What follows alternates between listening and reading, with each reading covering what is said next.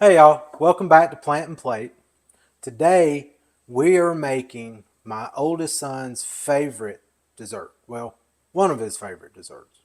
We'll get to the other one later. Um, it's a moist, perfectly spiced carrot cake with a cream cheese frosting. I mean, this thing's bakery level good and perfect for Thanksgiving, Christmas, Easter, and really any day you just want to be impressive to somebody. So let's make it happen, Captain. Get this recipe started, one of the first things you're going to want to do is preheat your oven to 350 degrees. You also, for our cream cheese frosting, go ahead, take out your cream cheese, let it begin to soften. Then you want to go on and toast some pecans. In our recipe, we're going to use a half cup of pecans. Now, if you're beginning cooking, the way to toast your pecans, or the easiest way in my opinion, take your pecan pieces, put just a little vegetable oil on them, don't drown them, mix them into the vegetable oil and put them in your oven at 350 degrees. You want to just put them on a pan with some parchment paper under them so they don't stick, slide them in the oven, let them start cooking. They are to start toasting in about 5 to 10 minutes. You want to stir them rather frequently, and when they get good and fragrant, that's about the time to take them out. Alright, get you a medium-sized mixing bowl, and the first thing we're going to do is combine our dry ingredients together. So in my mixing bowl, I'm going to put 2 cups of just all-purpose flour, 2 teaspoons of cinnamon, a half teaspoon of nutmeg, and a 1/4 teaspoon of ground ginger. Now I know that probably sounds a little weird going in a carrot cake, but it really does add some depth, and it's an optional thing, but it kind of does take your carrot cake to the next level.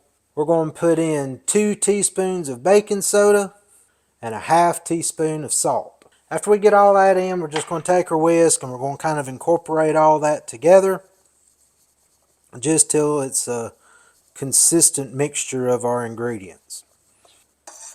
We're going to set that to the side. Time to work on our wet ingredients. So, not all of our ingredients are wet, but just work with me here. This is 1.5 cups of just granulated sugar. We're going to put in a half cup packed of light brown sugar. We're going to put in 1 cup of a neutral oil, something like canola or vegetable oil. We're going to put in 3 large eggs.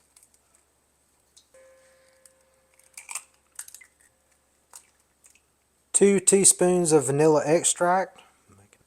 A half cup of crushed pineapple. And try to drain it as best you can. You don't want too much moisture in there from that. And we're going to mix this in first and kind of get that smooth. Alright, after we get all of those ingredients together, we're just going to take our whisk and begin whisking that together. We're looking for a smooth out mixture. So I've worked on that.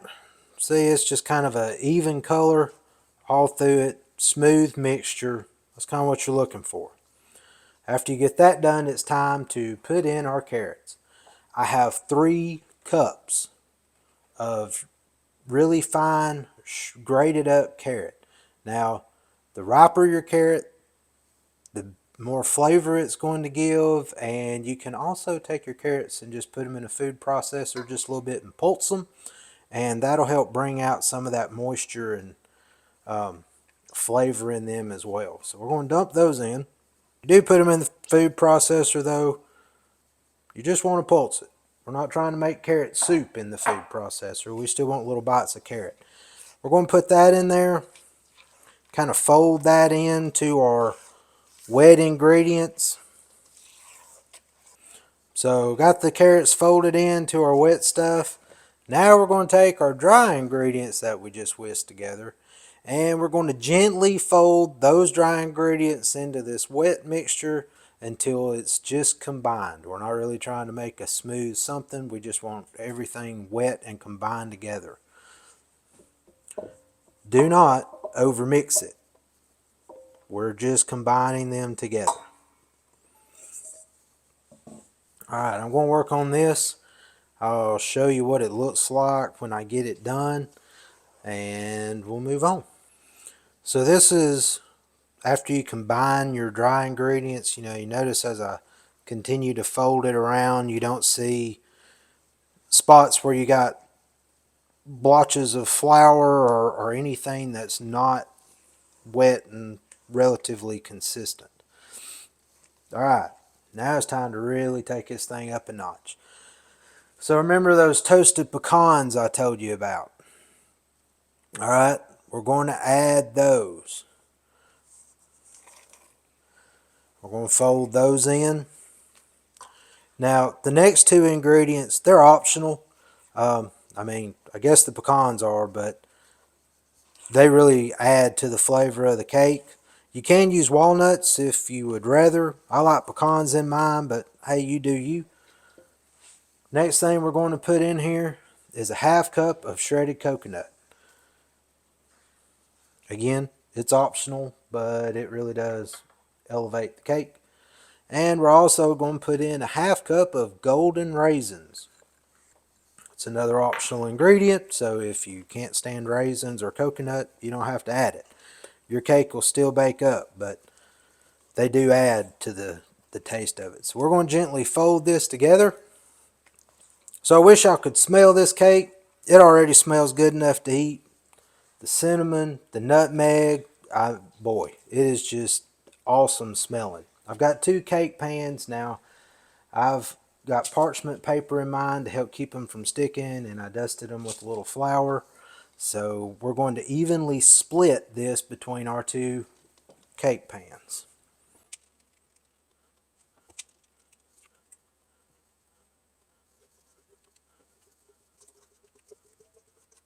So now it's time to put these in our oven. We're going to bake them for about 30 to 35 minutes. We want to check them. I'm going to check mine around 30 minutes. Take a toothpick, make sure it comes out clean. I'm going to put those in there, and I'll see y'all in just a minute. Got my cake out of the oven. I left mine for 33 minutes. And this is what it looks like when it comes out. And in order to make sure that you've got your cakes done, you want to take a toothpick, just insert it, and it should come out clean. We're going to let these cool in the pan for about 10 minutes. And then we're going to turn them out of the pan, and we need to let them cool completely. I'll show you what it looks like when I take them out of the pan. And after we do that, while it's cooling, we're going to take and start making our frosting at that time. I let my cakes cool for 10 minutes in the pan, turn them out to let them finish cooling, and this is what it looks like when you turn them out of the pan. Now it's really important that we let this cool completely before we put that cream cheese frosting on it. If you want to make it ahead for the holidays, you can do that. You can do everything we've done with the cake up to this point. Cook it, take it out, let it cool completely. Then you can get some cling wrap, saran wrap, something of that nature. Wrap your cakes really tightly so they don't take on any weird flavors or something from the fridge. Put them in the refrigerator and they can stay in there overnight. Then the next morning you can make your cream cheese frosting, which is what we're about to do while these cool, and frost your cake in the morning. I will tell you that this cake is one of those, the longer it sits, the better it kind of gets. It lets all those flavors kind of mingle around. So you'll still have a really good cake the next day. So let's get started working on our frosting. Now I broke out Big Bertha here because, well, it's just easier, but you can do it with the hand mixer. First thing we're going to do, that cream cheese that I told you to take out right when this started and leave it sit out so it begin to soften, we're going to put that in our bowl. That was 8 ounces of cream cheese. This is a half cup or 1 stick of unsalted butter. We're going to add that into our bowl. So we're going to start this off slow with the whisk on it. Get it to begin to mix it together. So you want to mix your frosting with the cream cheese and butter part of it till you get a good, consistent, creamy mixture of that. If you're using a hand mixer after you get it kind of started combining, you want to turn that thing up so it really begins to whip that. After you get that done, we're going to start adding confectioner sugar. I got 3.5 cups. May not need all of it, but you want to slowly add the confectioner sugar to it while it's mixing until it begins to form stiff peaks. Before we put that in though, we're going to add 2 teaspoons of vanilla and just a pinch of salt. I'm going to get this thing fired up, and I'll take a little video of me adding the sugar in so you can kind of see how much to add at a time, and we'll get started working on that.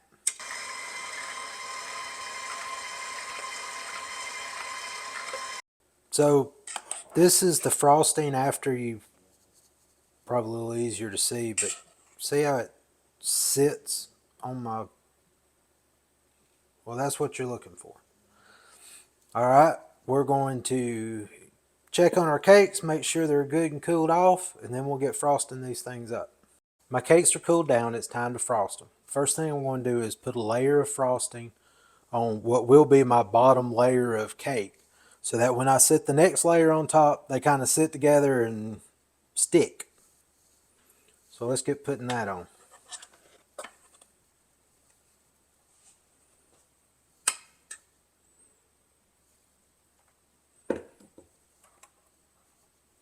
All right, we got that layer on. Now we're just going to proceed, put all this frosting on this cake, frost it up. I'm going to work on that. I'll show you what we got when we're done. We'll cut this thing and take a taste of it. Okay, got our cake frosted up. Now I'm going to go on and admit, I am not a pastry chef. So when I was talking about bakery quality, I'm talking about taste. I'm a cook, not a baker. There are people out there that can decorate and make a cake prettier than me. But hey, what really counts is how it tastes when you get it in your mouth. I'm going to put just some chopped pecans on top of it. Kind of try to add a little to the prettiness of what I got. But this is what you're looking at when it's done. We're going to get a taste test of this. I'll cut a slice of it, let you see it plated up, and let you know how this turned out. Alright, let's see what we got here. We'll cut into this thing.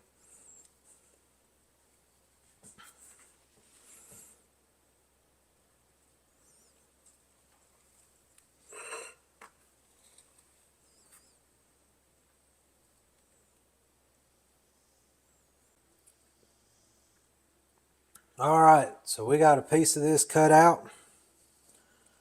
I'm going to take a sample of this thing. We'll see how it turned out. Man. Y'all gotta make this. I mean,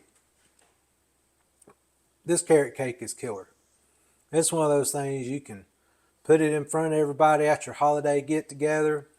It's got just the right amount of spice from those spices we put in it. You can taste the sweetness from the pineapple and the raisins, and the carrot is carrot cake. I mean, it tastes awesome. You need to be making it. As a friend of mine would say, we put our foot into this one. This is good stuff. You got to get on it. Hey y'all, thanks for watching. I hope you enjoyed the video, and if you decide to try to make this cake, hey, leave me a comment. Let me know how it turned out for you. Also, if you liked the video, give me a thumbs up and hit that subscribe button. We put out a video every week. Hit the bell. That way you'll know, hey, Mr. Chris done dropped something. I gotta go see what the heck he's got up to now. I hope this, if you do make it, brings people around your table. Everybody in your family enjoys it. And again, thanks for watching. God bless. We'll see you next time.